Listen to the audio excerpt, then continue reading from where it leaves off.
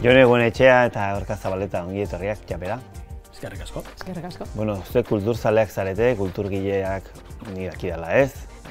Gure elkarrizketak ohikoan kulturaren bidetik doaz, baina gaurkoan salbuespen bat egingo dugu eta tokiko informazioaz hitz egingo dugu. Bueno, Jone Goenetxea Anboto Astekariko edo Dabideko zuzendaria, Tokikomeko presidentea izandakoa ere.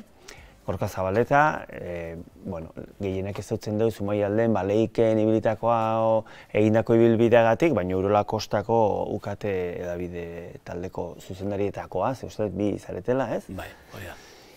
Bueno, kokatu gaitezen gaur tokiko informazioaz, komunikazioaz hitz egingo dugu. Bueno, 2023an Anboto zer da, zertan dago?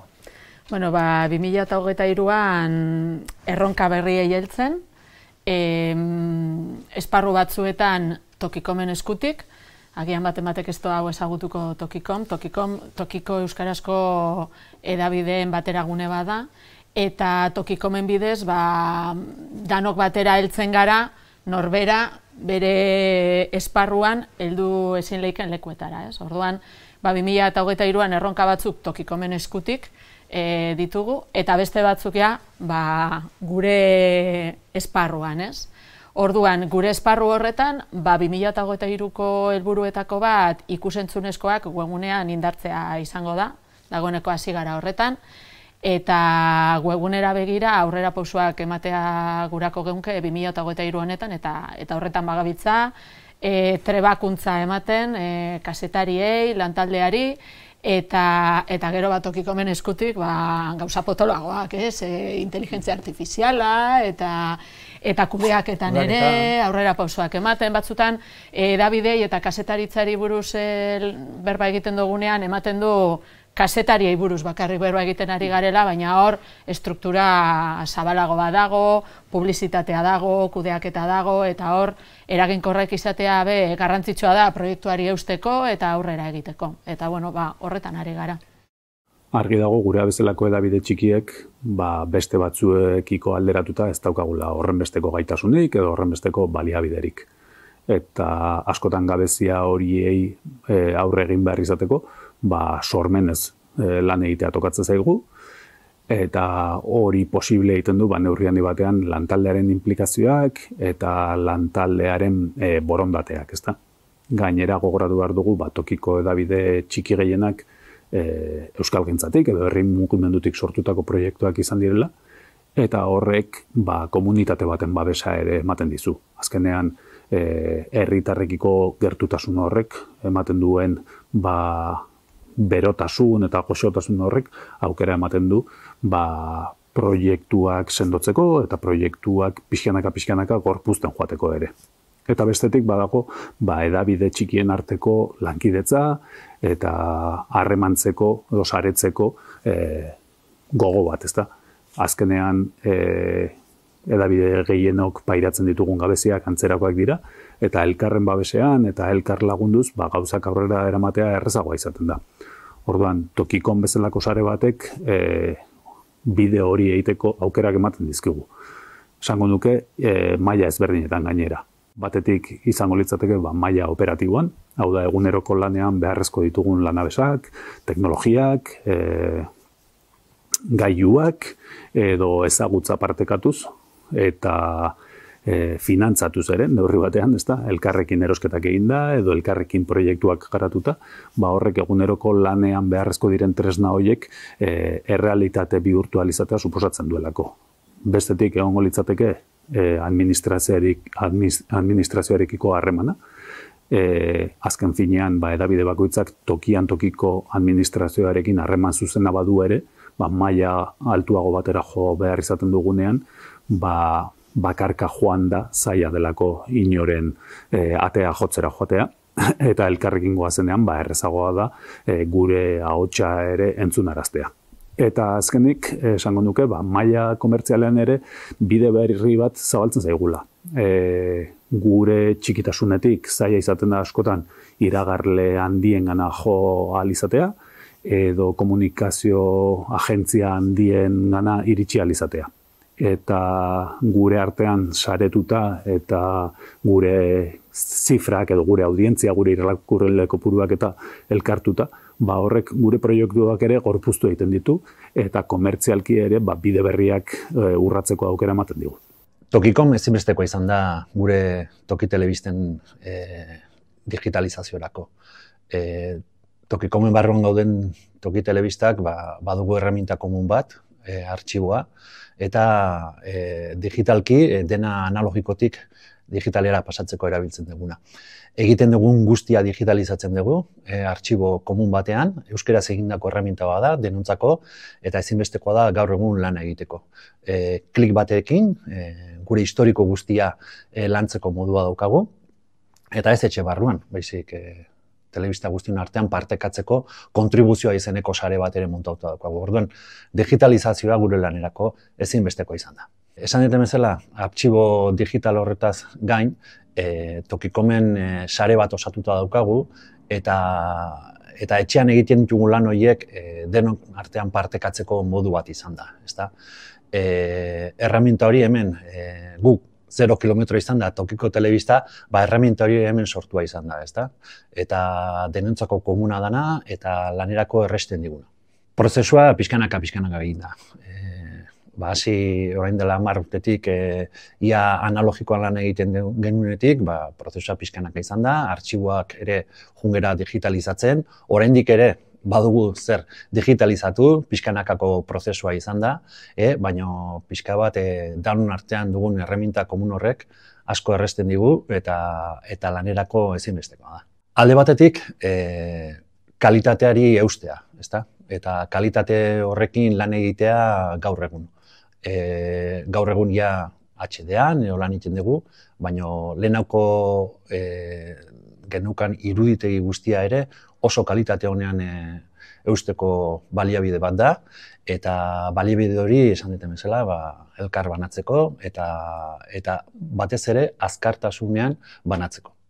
Geroz eta profesionalago zentzu guztietan eta alor horretan, Urola Kostan jauzi handi bat egiten ari zarete azkeneko urteetan, ezta? Zertan da?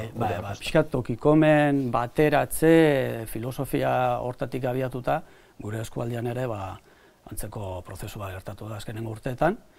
Duela 4 urte sortu genuen kooperatiba bat, Urolako komunikazio taldea, eta bertan batu ginen 6 edabide, eskualdeko 6 edabide. Eta 4 urte hauetan, nik uste lan egin dugu batez ere barrura begira, antolatzen eta egiteko moduak bateratzen, pixkat bakoitza bere kulturatik zetorrelako, ezta? Baita ere eskuartean genituen produktuak hobetzen, eta 2023an gaude aurrera begira. Hemendik aurrera kooperatibak zer eskainiko die gure herritarrei. Eta horre badaukagu guka estrategia edo deitu dugun bide horri bat, pixkat hartzen dituna bai marka eraldaketa, bai produktu berriak, batez ere digitalizazioaren bidetik, aplikazioa, buletinak eta bar. Eta gero baita ere, bazkidetza edo kidetze formula berri bat, amankomunaz, baina arte egin duguna da, bakoitza, nolabait, erentzian jasotako arpidetza edo bazkidetza formula horiek kudeatu, eta bada momentua kooperatibak bere formula propio edukitzeko. Orduan, gaude, aurrera begira, eta jonek esan duen bezala, Tokikomen oso implikatuta, guretzat hori nik uste dela motorra, horrek bultzatzea gaitu aurrera egiten. Bestean da oso sartuta zaudetela zuzendari karguetan, baina zuek ere eta hirurak ere kazetaritzaren bidetik sartu gara mundu honetan eta ardurak hartzera, ez? Beti ere tokiko edabidea komunitatera lotuta egon dira eta geroz eta gehiago, ez? Elkarrizketa argitaratuko den egunean, beste hauteskunde kanpainaten murgilduta gaude, udal hauteskundeak pasaberri dira, eta zuen edabideetan, seguro audientzietan alako markatxo bat geratu da, maiatzaren 28an, ekainaren 13an, ez? Geroz eta, aipatu dituzuen teknologia berri esker, geroz eta konexio gehiago eta estuago daude hartzailearekin, ez? Sekulako garapena izaten ari da kazetaritzaren ikuspegitik, ezta? Bai, hala da. Nik uste batetik logikoa dela udal hauteskundeak izan da gure tokiko edabideetan gorakada bat egotia, hori logikoa da, eta aldi berean ona da, seinale ona da.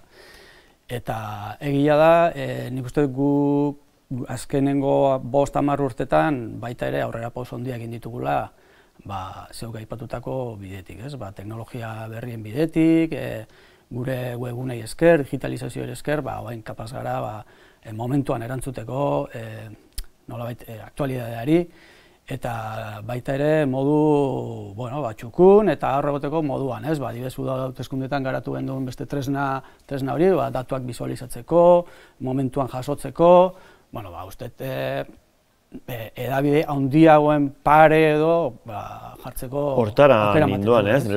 Nolabait lehiatzen komiartean, baina bada hitza, ez? Lehiatzen ari gara edabide handiekin parez. Jon, ez zuk ere hori nabaritzen duzu? Bai, eta gero udal hauteskundeak esate baterako guretzako aukera bada gure indarguneak adierazteko, ez? Eta ezagutzera emoteko, eta asko prestatzen dugu zen gauzak izaten dira gainera, hori delako gure joko zelaia, ez? Eta aurtengo hauteskundeetan ikusteot erakutsi dugula, batez be webguneen bidez eta sare sozialen bidez, gauza txukunak egiteko aukera badaukagula, eta hori danon artean egin dugu, Tokikomen martxan ipini genduen webguneko sistemaren bidez. Eta gero edukiei dagokienez. Gero eta gehiago gertatzen da, nahiz eta udal hauteskundeak izan, nolabait beste diskurso batzuk gailentzen dira, edo beste maila nazionalekoak edo inkluso Espainia mailako diskursoak, eta nolabait galdu egiten da udal hauteskundeen edo bintzat herritarrei interesatzen zaizkien gai horiek,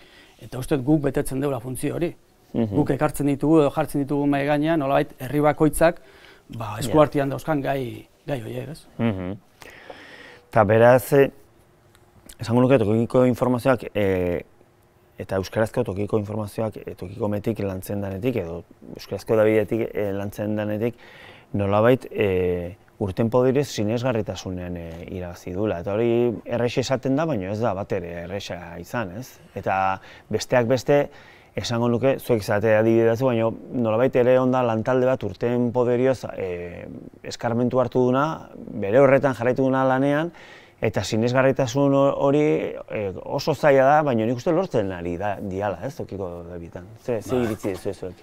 Bai, sinesgarritasuna gainera, bizitzen ari garen honetan sasoietan, fake newsekin, desinformazioaren sasoi honetan, edabide batentzat inoz baino garrantzitsuagoa da sinesgarritasuna gauza oso delikatu bat, bai? Eta nik uste dut bereziki tokiko edabideok zaintzen dugun kontu bat dela, gure komunitatearekiko hainbesteko gertutasuna eukinda, badakigulako ze garrantzitsua dan sinesgarritasuna, eta egunero defendatu behar dan gauza badala, ez? Eta etorkizunean be, edabideok uste dut geroz eta gehiago zaindu beharko geunken gauza badala, desinformazioaren olatu horretan, ez? Eta beste gauza bat ni behintzat arduratzen hauena da, askotan gaur egun gazteek eta kontsumitzeko ohitura hain azaleko horretan, ez dutela edabidea, berdin zaie edabide bat informazio baten atzean dagoen, titular baten atzean, youtuber bat dagoen, instagramer bat dagoen, eta hor, sinesgarritasunaren erreferentzialtasun hori edabideok aukitea informazio bat emoterakoan, nik uste geroz eta garrantzitsuagoa izango dela. Sinesgarritasuna lortzea asko kostatzen da eta oso erraza da galtzea. Momentu batean galdu dezakezu, hankasartzen badezu, barruraino, ezta. Azken 10 urte hauetan, pixka sare sozialen agerpenarekin eta jakinda nola zabaldu dian gizartean, guke pixkat edabideok gure lekua bilatu behar izan dugu, ez? Nik uste hor fase bat pasa gendula nahiko despistatuta ibili ginen, ze azken finean sare sozialek eta dinamika bat dute, oso perbersoa izan daitekena, ez, guretzat. Eta azkartasun hortan edo lehiatu nahi izateagatik, askotan kazetaritza ahaztu zaigu, ez? Kazetaritza zer den ahaztu zaigu. Orduan, uste horri buelta ematen nahi gehala, eta gure papela zein den nolabait onartuta, azken finean kazetaritzak bere pausuak eskatzen ditula, bere kodea dauzka, bere, bete beharreko pausuak, eta nik uste bide hortatik jarraitu ezkero, jendeak berriro ere baloratuko duela zer den kazetaritza eta zer ez den kazetaritza. Eta, bueno, nik uste gure edabietan hori bizi dugula, ez? Bueno, zurrumurruak edo albisteak edo zabaltzen dira WhatsAppetik zua bezala, baina gero konturatzea gea jendea zein dagoela, bueno, ia albiste hori noiz ateratzen den baleiken edo noiz ateratzen denan boton edo noiz ateratzen den aiurrin, sinisteko, benetan, ezta? Edo benetan esateko, bai, egia da, edo horrela eta horrela gertatu da. Nik uste bizi dugula eta, bueno, uste horri heldu behar digula. Bueno, dena ez da ona, handi egiten ere gara, profesional izaten ere, aitortza bat ere aipatu duzu, Gorka, hortzik hori iradokitzen ari zinen, baina ere berean, eta zuzendari postura bueltatuta ere, presioaren abaritiko duzu, eta seguro nago da hauteskundeetan edo sasoi horietan, hilabete horietan, ze ez dira malau egun, hauteskundak deno dakigu, aste eta hilabete batzuk diala. Zuek nola daramazue presio hori, zuek ni bezala gazteak zate, baina urte batzuk urte batzutako eskarmentua badezue, eta hori oso importantea da, presioa eramateko. Nola daramazue zuek presio hori, ze herri ezberdinetako eta erakunde ezberdinetako eragileekin hartu emanetan egon bartzarete, kamaratik kanpo gainera. Bueno, hauteskundeak, udal hauteskundeak, nola baita esateko, azkenian dira, la urtean behin gertatzen da sukarraldi fuerte bat, ez? Eta orduan, ja urte batzuk badamatzagu lanbide honetan, eta bueno, azkenean ikasiten duzu eramaten, edo nola baita erlatibizatzen, ez? Egia da, hautagaiak eta zinegotziak aldatu egiten dira, eta zu hor zaude, eta bueno, ikusten duzu bilakaera ere zein den, ez? Hori jakin behar da kudeatzen. Presioa, bueno, nik uste kazetariek ere bizi dutela presioa, ez da zuzendariari bakarrik dagokion kontu bat, ez? Presioa, baina nik hauteskunde testuingurutik aterata, esango nuke egunerokoan, presioa, tensio puntu hori edo, bizi dugula tokiko kazetariok, azken finean, oso gertu gaudelako gertaeretako protagonistengandik, gure iturriengandik, gure irakurlengandik, orduan, hori oso presente daukazu lan egiten ari zeanean, ez? Kaso redakzio batetik, Donostitik, Bilbotik edo ez dakit nondik, beste distantzia bat daukazu eta, bueno, alde hartatik lasaiago egin dezakezu lan. Herrian bertan badakizu, hanka sartzen badezu, hurrengo egunean kalea zapaldu orduko, belarrondokoa jasoko dezula, edo oso ondoin badezu, zorionak jasoko dituzula, ez? Orduan, uste horrek laguntzen digula baita ere guri zuhurtziaz jokatzen, eta bi aldiz pentsatzen informazioak lantzerako garaian.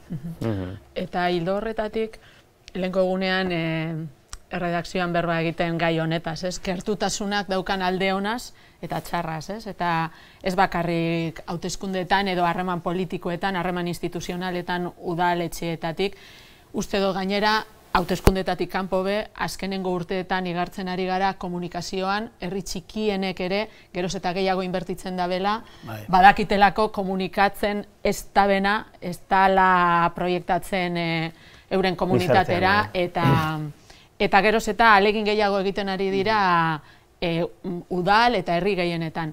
Baina horretatik aparte, presioa edo bai zuhurtzia hori, guk ere sentitzen dugu, gertutasun horrek eragiten dagoelako. Niri gertatzen jata askotan, albiste oso potoloetara joan barik, ostiral iluntzi baten kalera urten da, gaurre ez dut jasoan boto postontzian, zer pasatzen da banaketarekin, olako gauzak egunero gertatzen jakuz. Edo ez dakizea albiste, WhatsAppera heldu, hau ez tozu ondo idatzi, eta hori ez da bialdu Madrileko ez dakinok, hori bialdu dau, zure ondoko kalean bizidan ez dakinok. Eta albiste potoloekin ere gertatzen da, eta guri inoz gertatu jaku zuhurtzia horren ondorioz, igual albiste bat, badakiguna klik asko aukingo dauzen, eta interesa pizten dauena, ez publikatu. Inoz egin dugu. Empatiagatik, pertsona batekin berba egin dugulako, mesedez eskatu digulako, eta nik uste dut batzutan, zuhurtzia horrekin, pauso bat atzera ematen dugula, ez kasu askotan, baina inoz eman dugu, baina gu ez gara damutzen horretaz. Iruditzen jata empatia hori gertutasun horretan eduke egin behar dela, jentearekiko eta gure komunitatearekiko, ze gu gure komunitatearen parte gara. Ez dago komunitatea eta gero edabidea, gure kasua meintzat holan sentitzen dugu. Orduan, komunitate horren parte izan da, batzutan uste dut hori tokatzen dela. Guk hori oso gordin bizi izan dugu dela gutxi, horioko hilketa matxista kasu horretan. Nola landudan gai hori edabide gehienetan, edabide handiagoetan, iruditzen zait lotsagarria dela, noraino iristen edan kazetaritza kakotxartian, eta guk nola bizi izan dugun eta nola landu dugun, ikusita besteak nola ari ziren baita ere, ez? Eta, bueno, uste hor kontentzio ariketa bat egin behar dazula, pentsatu oso ondo zein entzatari zaren lanian eta ze min eragin dezaken, alperreko mina zari naiz, eragin dezaken datu hau edo bestea publikatzeak, eta uste horre oso garbi ikusi genuen hori, ez? Piskat gure funtzioa zein den eta noraino bai eta noraino ez. Eta bideo horretan, zuen erredakzio taldeetan, nolabait sustatzen dezue kazetaria ere tarteka iritzigilea analista izatera, ze gauza da kronista izatea, baina hurrengo pausoa normaltasunez hartu behar genuke analista eta edabide batzuetan, badaude kaso batzuk, hori egiten da, ez da erosoa, tokatzen da ere batzuetan desorasun horretan, baina nik uste horrek ere izan beharko lukela urrungo urratxoa. Ikaragarri kostatzen da. Hori nik uste nahi naiz, gure erredakzioan, ez?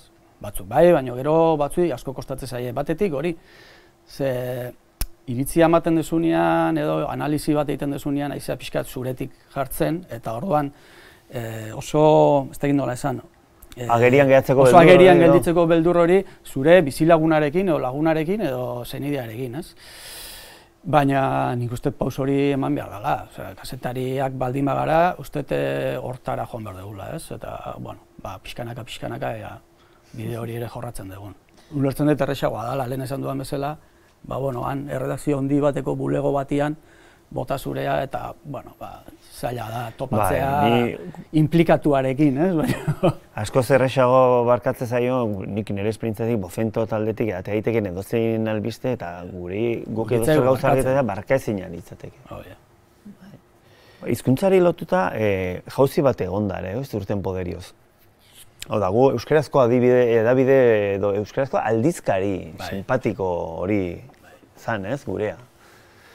Ez da edabide ere, aldizkari. Ez, aldizkaria, revista, ez, revista.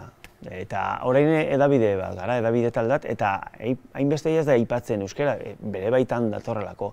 Hori, hizkuntzaren aldetik ere jauzi handi bat izan da, ezta? Bai, gutako gehienok, indala 20 urte baino gehiago, Euskara elkarteek sustatutako proiektua gara, helburua euskararen sustapena zen, komunitate bat ikusten zen hor, informazioa euskaraz kontsumitu nahi zuena, eta behar izan horri erantzuten, edabideak sortu ziren gehien bat euskara elkarteen eskutik, eta edabide asko euskara elkarteen barruan egon dira, eta daude ondino kasu askotan, ezta? Baina, klaro, realidade hori azkenengo urteetan aldatu eginda, edabideok indarra hartu dugu, eta indarra hartze horretan, elkarteen baitan beste behar izan batzuk sortu dira, ez? Bai kudeaketarako, eta informazioa emateko moduan ere, eta proiektuen egonkortze horretan ere, euskararena ardatza dan arren, beste edozein edabideen pare gagoz, eta ikusten dugu gure burua, ez? Orduan, nik uste dut salto hori azkenengo urteetan eman dela, eta ikusten dugula euskara gure ardatzean dagoela, baina gure helburu nagusia informatzea dela. Gu behintzatola gu edabidea gara, eta gure helburu nagusia kalitatezko informazioa eta kazetaritza egitea da. Bai, eta hori ikusten da, adibidez, uste zuek ere egiten dituzuela, ez? Irakurleekin inkestak eta 2 urtetik behin egiten ditugu, eta azkenengo inkestetan hor erantzunetan ikusten da aldaketa bat, ez? Galderetako bat izaten da, zergatik irakurtzen duzu zure herriko aldizkaria edo dana halakoa. Eta orain dela, esan nuke 10 urte edo 15 urte, erantzun nagusia zen, euskaraz dalako, euskarak bazaukan garrantzia handia, ez? Oraindik badauka, baina orain erantzun aukeratuena da gertuko informazioa eskaintzen didalako. Orduan hor ari da nabarmentzen baita ere komunikabide edo kazetaritza hori, ez? Eta kontuan izan behar da, gure edabideen hastapenetan, kasu askotan, albisteak idazten zituztenak kasetaria petziren, ez? Bolontresak, Euskara elkarten inguruko jentea, profesionalitzatzen joan dira lantaldeak, eta horrek beheragin da paradigma aldaketa hori. Profesionalizatzen, baina orokorrean lan baldintza eskas xamarretan, baina, bueno, hori beste batera gutziko dut. Tokiko hedabideek badaukaten beste tasun bat edo keria ere izan daitekena da hedabide generalista gehala, orokorrak, ez? Denetik eskola on bada ere kazetari batentzat, baina noski denetik ezin dugu idatzi, ez? Eta joera bat bada hedabide askotan, kultura, kirola, politika, gero gizartea, ez dakit aterki zabal bat ordena gizartean sartzen duguna, baina gero badaude beste elementu batzuk, ez dakit, esango nuke zientzia, edo ekonomia, edo industria, olako alorretan, motz xamar gabiltza orokorrean, salbuespen. Horre bidea egiteko dago, eta behar bada ere tokikon sarete egin daiteken zerbait da? Hori da. Azken finean gure hedabideen tamainari erreparatuta, lantalde txikiak baldin baitugu, gehienok.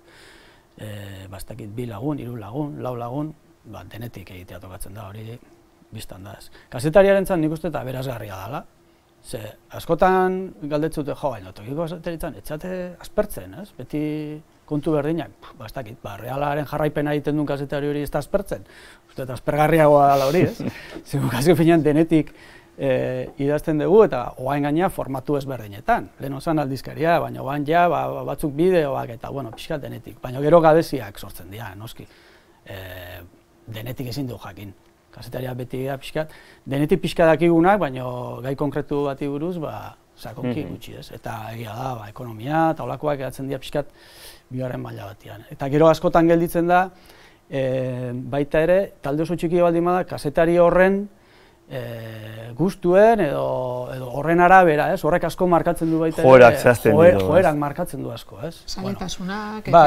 Eta uste, hori gainditzeko modua dela, nolabait egiturak sendotzea, lantaldeak handitzea, pixkat profesionalizatu, baina baita ere egiturak handituz, ez? Elkartuz eta... Bai, horregia da, tokikomeko jardunaldietan askotan datu kazetaritzari buruz berba egiten dela, ez?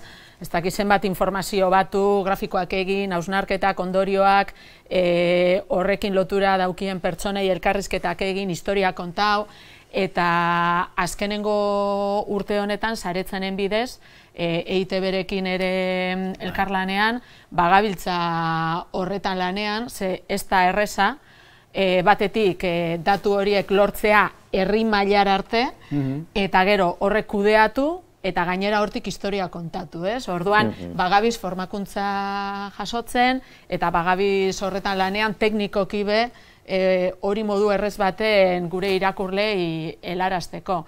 Beraz, bada gure kezketako bat, zelan heldu datu kazetaritzaren mundu horretara gauzak txukun egiteko. Baina bai, zaila izaten da, nik uste dut gure erredakzioetan badaudela gaiak oso ondo lantzen duguzenak, kultura, kirola, herrietako gaiak, baina badauz beste batzuk, adibidez guri oin tokatzen jako, Zornotzatik urtengo daturra, eta lau akreditazio lortu duguz, eta baino esan dugu, eta oin zer lau akreditazio, zer ringo dugu, zelan landu aldugu hori, zekago, gertutasunetik, badau Durangaldeko txirrindularirik, Durangaldeko, bueno, venga, beste ikuspegi batetik landuko dugu, ez?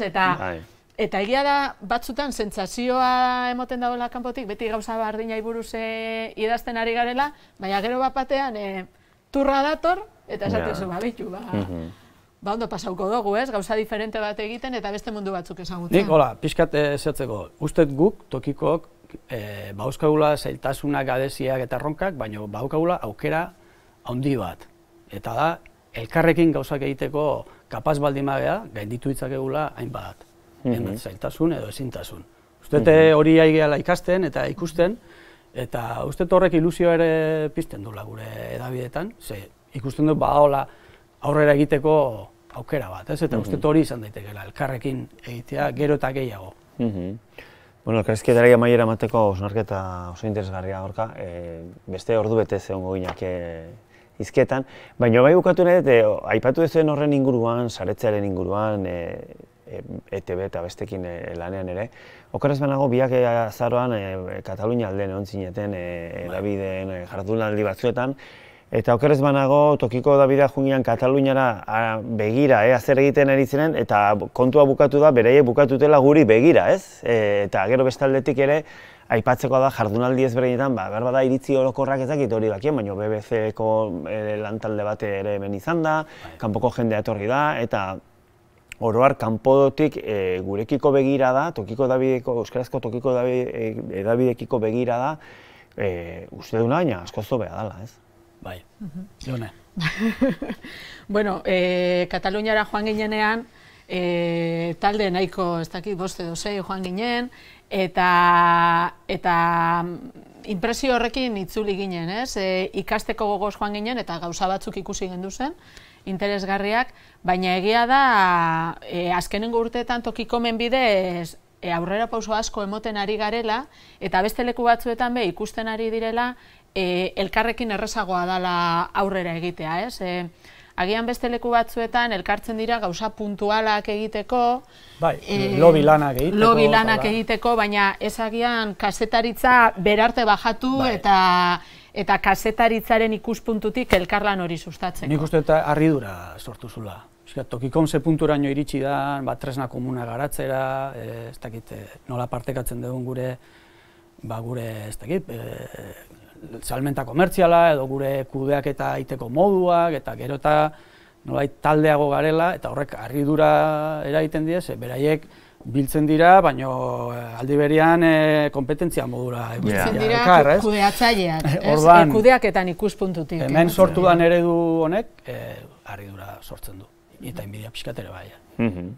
Kosta egiten da, nik uste dut tokikomegia urte batzu dara matza hor, eta kosta eginda danok ados jartzea gauza askotan, baina behin ados jarrita, aurrera pauso handiak emoteko aukerak dauz, eta kanpotik agian horrek harritzen dago. Zelan ipinizari hainbeste edabide diferente ados hori guztia egiteko, ez? Eta, borontate kontu badala eta aukerak hor dauzela. Ibilbide luze bat eta gero ona iritsi gara, behar da, Japeko zuzendariari eskatuko diogu 5 urte barru elkarrizketa berdina egitea, ea ze garapen egin deun urrengo 5 urtetan, eskerrik asko, eta ondo segi. Eskerrik asko. Gu etorri gara gauza serio eta profunduetaz berbetan, eta oina ber, zeitzura emon behar dugun hemen.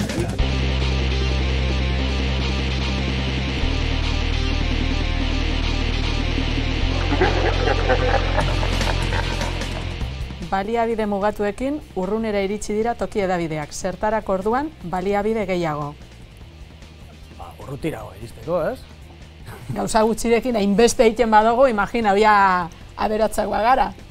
Munduaren puntaraino edo, mendik puntaraino edo, urrunago iristeko. Guain ere txanda. Irisgarritasunean eta eraginkortasunean edabide handienen parera iritsi gara. Imaginatzen zenuten? Pentsatu ere ez genuen egiten, ez dakit. Baina, egia da horrek ematen dizula arrotasun puntu bat, ez?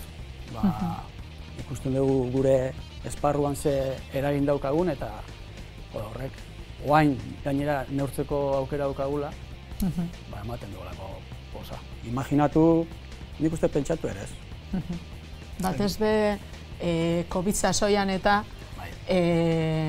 gure webgunetan eta izan genduzen audientziak eta kontuan aukinda hor, nik uste audientzia piko horrekin ikusi gendula, gure eragina handia zala eta hor potentzial handia dagoela. Hor Pirineoak ikusi gendutuen horrez, grafiketan. Nire hurrengo galdera. Sarea, papera eta telebista. Hirutasun, amaigabe horretan, erotu aurretik topatu duzue oreka? Eta sarea, papera eta telebista, eta etor daitezkenak eta etorriko direnak, ez? Uste hor arriskoa daukagula, euskarriekin obsesionatzeko eta pixkat perspektiba galtzeko, eta azken finean despistatzeko, eta kontua da, gureak azken finean kazetaritza dela, ez? Eta jakin behar dugu, bide batetik, tresna bat erabilita, edo beste erabilita, kazetaritza ondo hor mantentzea fokoa, ez? eta gurea komunikazio proiektuak direla. Papera, webgunea, sare sozialak eta etorriko dena hemendik aurrera, ez dakigula zer izango dan, etortzen danari aurre egingo diogu. Zuetako bat ez da tokikomeko lehendakari izan. Izan denak egin dezala bestearen hautagaitzaren defentsa. Hau, zuk egin beharko duzu. Bueno, nik uste, Iban Arantzadalen baimenarekin, oraindik bere legegintzaldian gelditzen jako apur bat. Bueno, ondino gelditzen jako apur bat.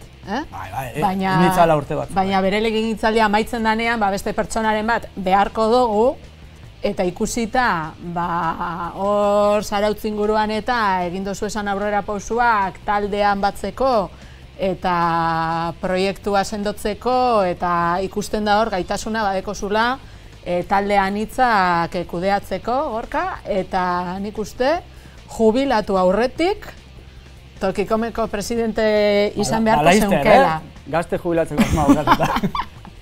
Bueno, hemen dago bere hautagaitza, Bueno, nik ez dut ezer esango.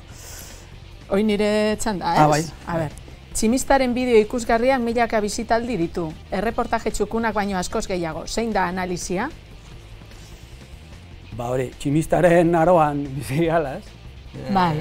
Hola, txispazo edo txinpartak bilatzen ditu jendeak, hortara eraman gaituzte sare sozialek, gero eta gehiago, nik adibidez TikTok ez dut konsumitzen, baina semiak ikusten ditut eta da, ez dakit, da batzuetan tximista baino azkarrago, ez?